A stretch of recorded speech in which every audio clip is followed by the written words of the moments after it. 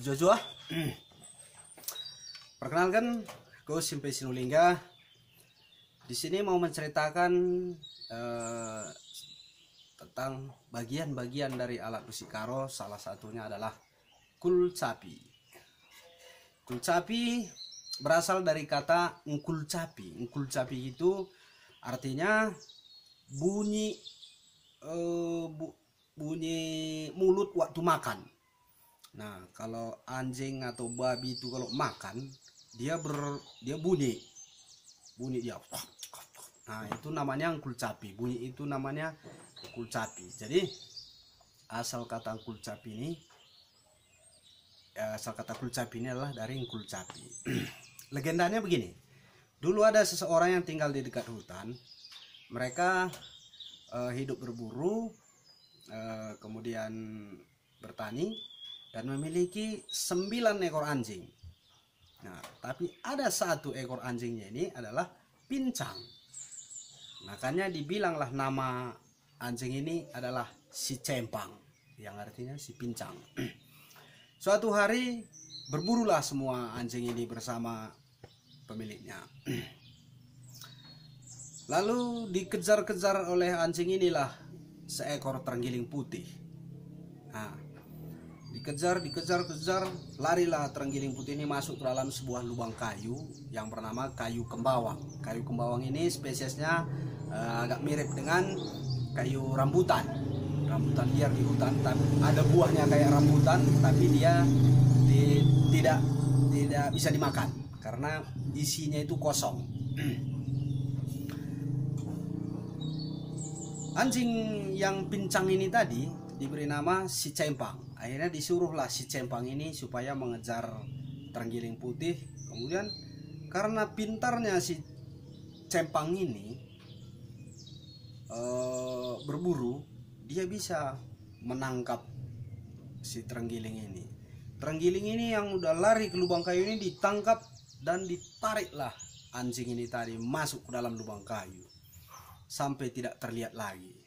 Semua anjing-anjing yang lain menggonggong di sekitar kayu itu. Datanglah si pemilik anjing, kemudian dilihat lubang kayu, dipanggil-panggilnya tidak ada lagi sahutan. Dia paling sayang dengan anjing ini. Kenapa? Karena setiap dia berburu, kalau anjing ini ikut, maka dia pasti mendapatkan buruan, walaupun dia pincang. Karena sayangnya, akhirnya ditungguilah pohon ini tadi sampai sore, sampai malam, sampai besoknya tidak ada lagi suara anjing itu tadi. Akhirnya dia tebang pohon ini, ya, dia tebang, dia belah, tidak ada apa-apa di dalam, semua hilang.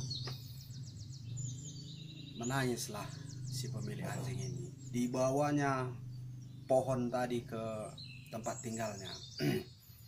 Di gubuknya tepi hutan diletakkan kayu itu tadi. Berselang waktu, setiap malam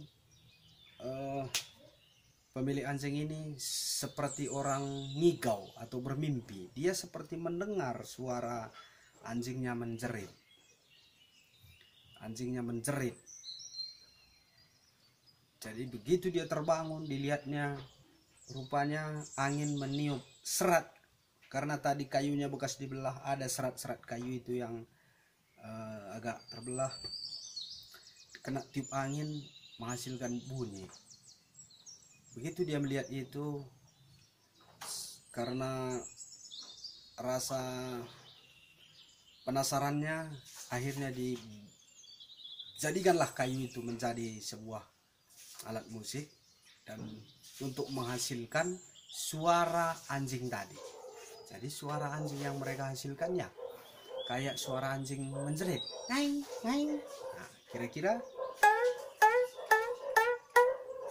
kira-kira seperti itu.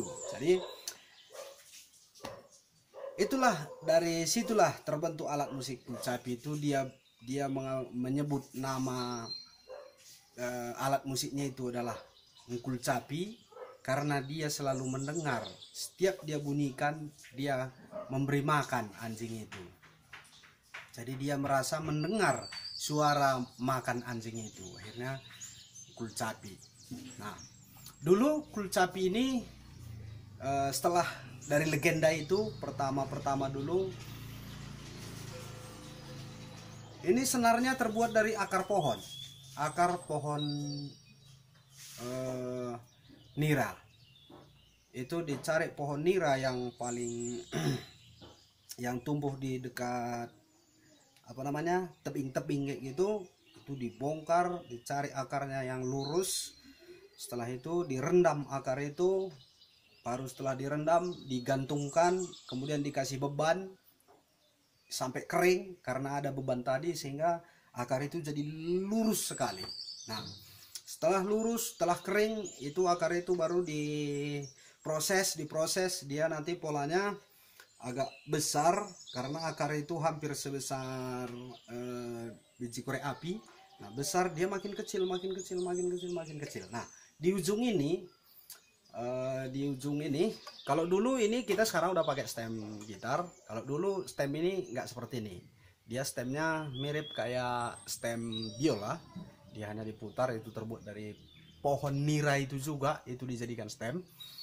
Itu digulung karena akar nira itu keras, tidak bisa digulung, maka di bagian gulungannya itu dia diambil dari daun nanas. Itu daun nanas dijadikan ada serat-seratnya, itu setelah kering itu dipintal-pintal jadi kayak tali. Kalau dulu orang mancing sebelum ada pancing yang kayak sekarang ini, itu daun nanas itu bisa jadi tali pancing kuat. Nah, itu yang dijadikan bagian ujungnya, diikatkan ke akar pohon nira tadi, bagian ujungnya tali yang dari daun nanas, itulah yang digulungkan. Nah, makanya kalau suara kulcapi itu dulu pelan, ya pelan, karena akar itu tidak seberapa kuat menyebabkan getaran. Jadi itu talinya. Kemudian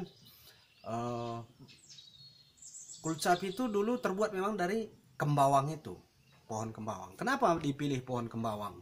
Ada satu kelebihan dari pohon kembawang ini. Pohon kembawang ini adalah bukan kayu teras, dia tidak memiliki teras. Nah, batang pohon ini mulai dari kulit sampai inti dari batangnya itu sama kekerasannya. Nah, sehingga sangat cocok untuk membuat alat musik. Kalau misalnya yang sekarang sudah banyak orang memilih pohon nangka, pohon juhar, pohon tualang gitu. Itu sebenarnya itulah evolusi dari alat musik. Kebutuhan terhadap nada-nada, di mana nada-nada tinggi itu sangat diperlukan, sehingga pohon-pohon itu jadi pilihan. Padahal sebenarnya untuk menciptakan karakter kulcapi yang real itu masih kalah dengan pohon kembawang. Jadi bagian-bagian dari kulcapi ini adalah biar jangan kita pegang kulcapi tapi kita kurang tahu. Ini secara keseluruhan disebut batang kulcapi. Batang kulcapi. Nah, kemudian ini di tengah ini adalah tutupnya. Ini dibilang tutup. Nah, kemudian ada ini tempat senar ini, tempat cantolan senar ini dibilang engguh. Engguh itu saya kurang tahu bahasa Indonesia. Engguh itu kalau lembu ada di punggungnya itu gundukan. Ah, inilah engguh. Kalau bahasa Karo itu namanya engguh. Ini engguh. Kemudian ini di gitar apa namanya? Neck atau leher. Nah, sama di dalam bahasa Karo leher itu kerahung, ini juga dibilang kerahung. Nah, kemudian ini kepala, takal. Ini takal. Cuma itu bagian. Kemudian ada satu lagi tambahnya, ini namanya kuir-kuir. Kalau dulu ini terbuat dari tanduk atau sisik terenggiling. Nah, sisik terenggiling itu dijadikan kuir-kuir. Ini namanya kuir-kuir. Kalau sekarang namanya pick. Senar untuk kulcapi ini ada dua. Sekarang kalau saya gunakan senar nomor 1, dua-dua dia senar nomor 1. Tapi kadang ada kualitas senar itu yang agak tebal dia, kita bikin senar 1 2, kadang senar 2-duanya adalah senar 2, kadang 2-nya adalah senar 1. Tapi yang manapun nggak apa-apa, asal jangan senar 3. Itu udah terlalu tebal. Lalu perbandingan nada untuk tali ini. Jadi kita bilang, saya bilang lah, atas bawah itu perbandingan nadanya adalah do dan sol. Jadi cara menghitungnya dia gampang saja, kita pakai jari aja. Misalnya ini do re mi fa sol, berarti do sol. Kalau kita mulai dari re, ya, re mi fa sol la, berarti re dan la. Nah, senar ini selalu begitu. Apa di sini, inilah di bawahnya, ini di atasnya, ini di bawahnya. Nah, boleh juga kita menggunakan tuner. Itu tadi perbandingannya C, D, E, F, G. Nah, berarti C, G, selesai. Nah, itu kita setem. Ini do, ini sol. Terserah do-nya do sama dengan C, do sama dengan D, do sama, terserah. Tapi di sini adalah do, sini adalah sol. Nah, oke. Kemudian dasar bermain kulcapi. Dasar bermain kulcapi itu yang pertama sekali adalah bagaimana kita menyandang kulcapi ini.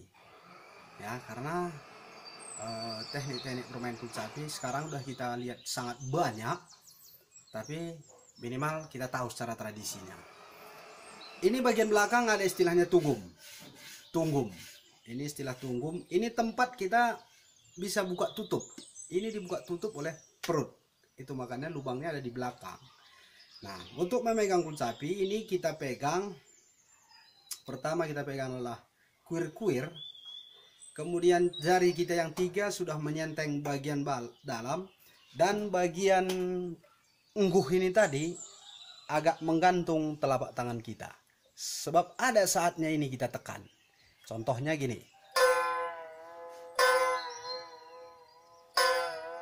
Nah, ini namanya adalah dengem. Kalau di kulcapi ini namanya dengem. Nah, lalu ini kita letakkan agak miring, sekitar 60 derajat. Posisi kepala itu sejajar kepala. Ini namanya kuping. Kupingan tuning kulcapi ini dia sejajar kuping kita. Jadi begini cara bermain kulcapi. Ini udah kita tenteng. Jadi posisi tangan yang satunya dia tidak boleh memegang lehernya ini seperti memegang neck gitar gini. Nggak boleh. Kenapa? Berarti kita cekek lehernya. Kalau kita cekek lehernya, gimana orang bisa bunyi? Nah, ini juga sama. Kalau kita cekek, susah dia bunyi. Nah, jadi ini hanya stabil. Jadi posisi kita adalah seperti ini. Mungkin ada yang membuat di tetangga kita posisi bermain alat petik mereka begini. Mereka tenteng. Nah, kalau karo enggak, ya memang posisi seperti ini. Kemudian tutup ini tadi, ini namanya tunggum. Ini saatnya kita ada saatnya kita buka dan tutup.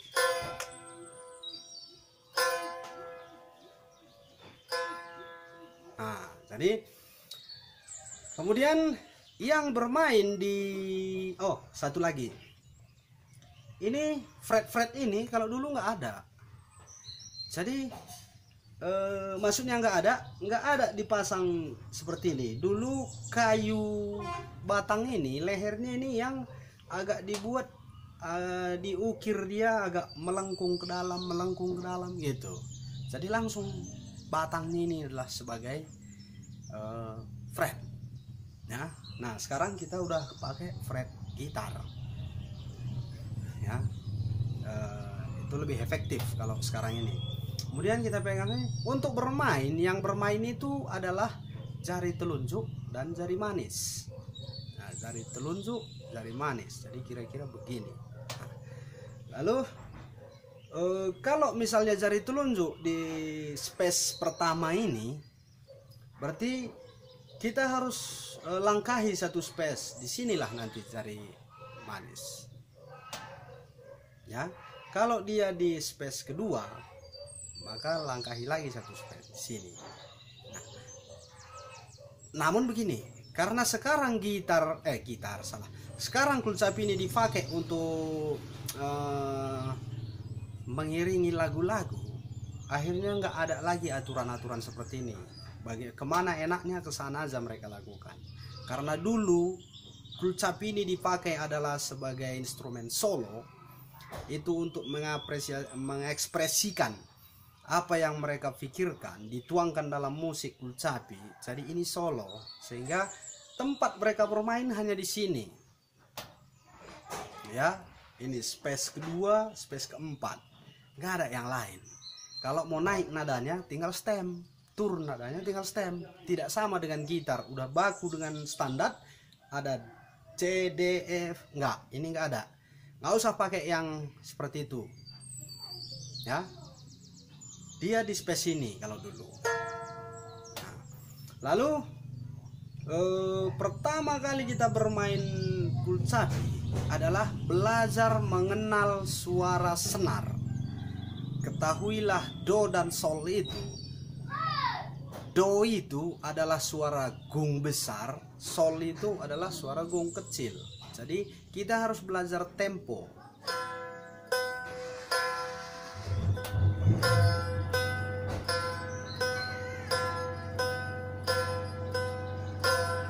Nah, sekali petik itu dua-dua senar, baru sekali sendiri di bawah, itulah gong kecil yang namanya dalam karolah penganak.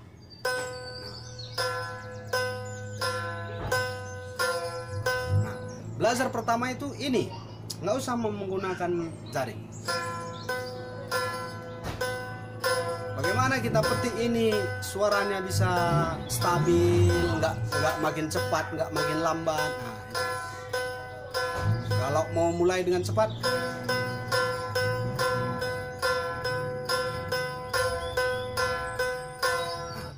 lalu ditambah petikannya.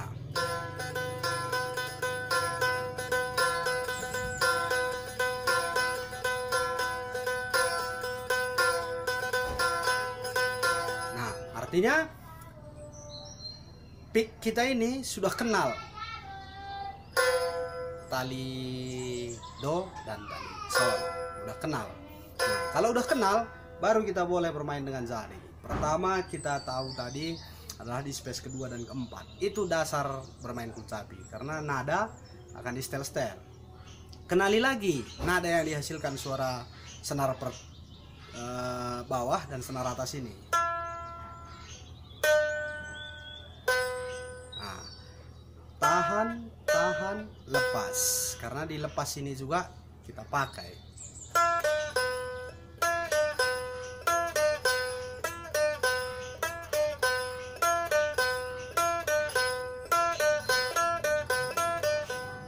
Baru senar atas.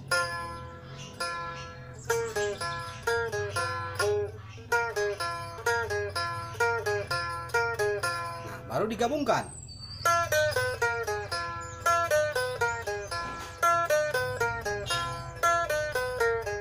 Nah, baru ada pola maju mundur. Ya, maju mundur dia.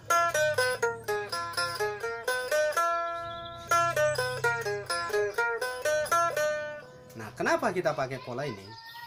Supaya jari ini terbiasa dulu, jari telunjuk sama jari manis ini. Kalau enggak susah. Nah, lalu baru kita bermain dengan nada kulcapi. Nada kulcapi yang asli itu adalah perkatimpung dulu. Itu dalam pola kulcapi itu dasar sekali, karena itu lagu asli di kulcapi. Susah membuat instrumen perkatimpung ini. Contohnya begini.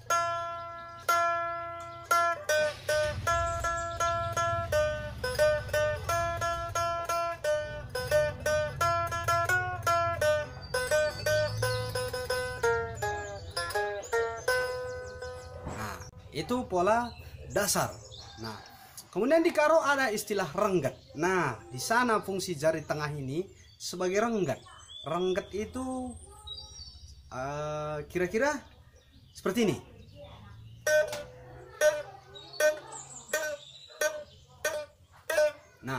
Tadi kan jari telunjuk sama jari manis dilangkahi satu space di tengah. Di space tengah inilah kita ngerengget.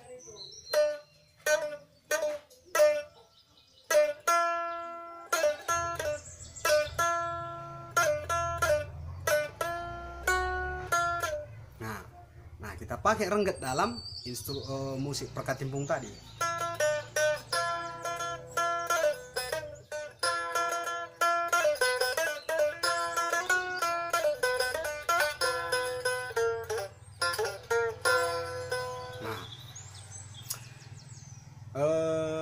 Rengget ini itu di jari telunjuk dan jari kelingking.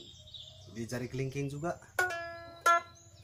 Jadi rengget dalam kulcapi ini artinya mematikan nada itu dan menciptakan nada baru lagi di belakangnya. Jadi ini udah hidup, kita matikan. Nah, kayak dipetik lagi dia.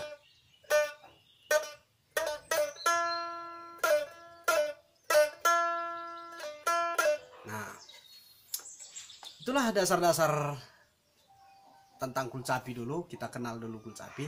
Kalau untuk lebih jauh mau belajar lagu-lagu, instrumen-instrumen yang lain, mengiringi bersama musik, mengiringi menari, itu boleh berlatih bersama kami juga. Atau banyak sekarang ahli-ahli kulcapi yang kita kenal, silahkan berlatih. Bujur.